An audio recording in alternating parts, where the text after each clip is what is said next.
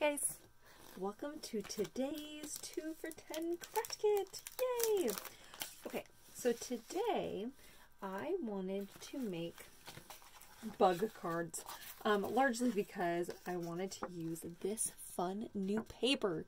Look how cool that is with the butterflies and the dragonflies. I just think that's so cool. Or I guess it could be moths if you wanted it to be kind of Halloween-y. If you're using the paper for like a Day of the Dead thing, that might be kind of fun. So there's lots of different options there with that paper. But I love this ribbon here, and kind of with this gold ribbon, mesh ribbon here, I'm kind of going for this kind of, I don't know, I was thinking kind of outdoorsy. Honestly, my first thought was like mosquito net or like some sort of netting. Anyways, that's kind of where my thought was. I was like, oh, that would be kind of cool. All right, so here we go. So what we're going to do is we're actually going to be using this sheet to cut out a bunch of different bugs to use between these two cards, between this card and the next one.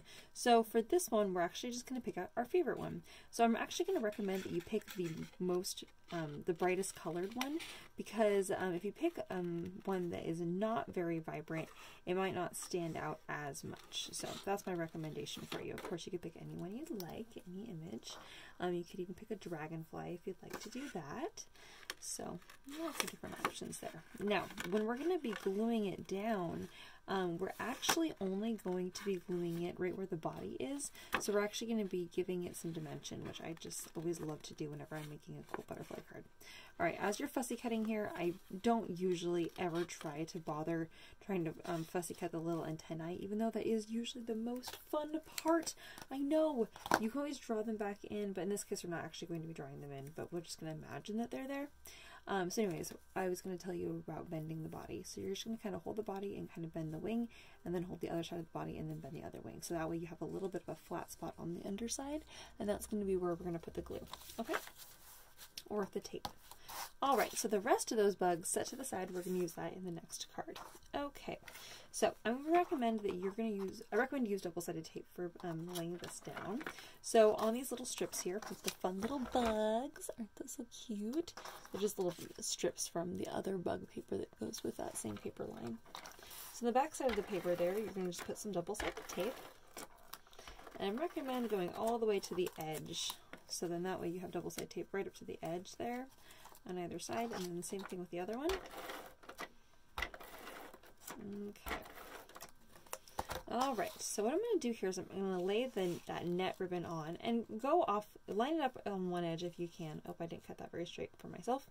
Line it up on one edge if you can, and then you have that excess on the other edge, so you can use a pair of scissors. If it's big enough, you actually could probably use that in a future project or collage or something. So you're actually just going to hold that in place, and then so that way it's lined up nice flush with the edge. You can always trim it with a pair of scissors. We're going to put this bit of paper here, leaving about 1/8 of an inch of the other paper showing. Whoops, did not want to do that. Well, I'm going to need that in a minute anyway. So about 1/8 of an inch of the card base showing here. That double-sided tape that's on the back side of that little strip is what's holding that net ribbon in place. Okay, so now I have double-sided tape on the back side of that other piece. So it's sticky there. Again, I'm going to lay that down. I'm overlapping onto the net so that the double-sided tape is holding the net ribbon in place as well, making sure the net is sitting nice and tight and flat on the card base. And then again, we're leaving about 1/8 of an inch little strip on the edge. Okay, now we're going to take our scissors. I'm going to flip this over so I'm looking down on the ribbon there, and it's going to make it easier to see how much of that ribbon and paper I need to trim off, if any at all. All right, now that that's nice and flush there, oh, I'm going to trim that off right there. All right, you can always run your finger along the edge if you're not 100% certain. All right, isn't that cool looking? Oh my gosh, I love it. Okay, so we're going to push this to the side here. All right, now we have our fun little leaves. This is actually ribbon that I carry. It's so cool. I love the large leaves. I'm just going to trim that off a little bit, so then that way I'm going to leave a little tiny sprig, but mostly I just have the 2 leaves there. I'm going to put some double-sided tape on the back side of my little leaf. With the little sprig, I guess there isn't really a back side to that, so I'm just going to put some on one side. And I'm just putting double-sided tape right here at the bottom of that. Then I'm going to stick it on my other little leaf there. I'm going to put on a little bit more double-sided tape. Make sure there's no double-sided tape showing. Alright. And I'm going to decide where I want my little butterfly. I'm going to put my butterfly probably right here. And I'm going to put some double-sided tape. I'm using double-sided tape because glue doesn't really adhere super well to this unless you're using the ultimate glue. So I'm using some double-sided tape only right here on that little tiny spot in the middle. I'm actually going to roll that down a little bit so that only the tape is right there on that little tiny, the back side of the little body of the butterfly. And I'm just going to press that in place. I'm going to pull up on the little wings there so that there's dimension. Alright, and I think from this paper, do I want to cut out one more butterfly? Oh, yes I do. Oh, we decided I want to put a butterfly inside too. I changed my mind. I was going to put all of these insects on the other card, but you know what? Sometimes I like to put something on the inside too, especially if I have the opportunity to. Alright, I'm going to put some double-sided tape on the back side of that. Okay. And since I put this more on the right side, I'm going to put this little butterfly on the inside, a little bit more on the left. Alright. And there we have it. There's the first card. Card number 1. Yay!